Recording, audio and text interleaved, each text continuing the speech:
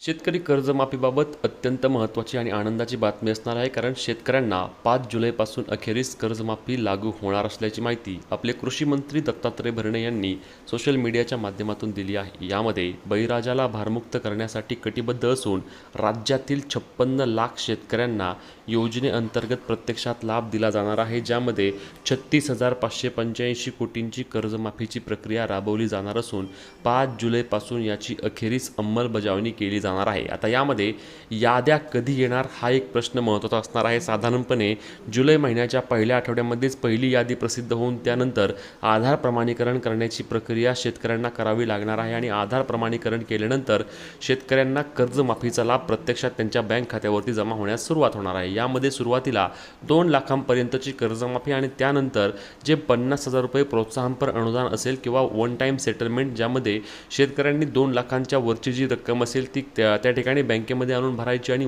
2 लाखांपर्यंतची त्यांना त्या ठिकाणी कर्जमाफी मिळणार. अशा पद्धतीने ही पुण्यश्लोक अहिल्यादेवी होळकर शेतकरी कर्जमुक्ती योजना राज्यामध्ये आता कार्यरत होणार आहे.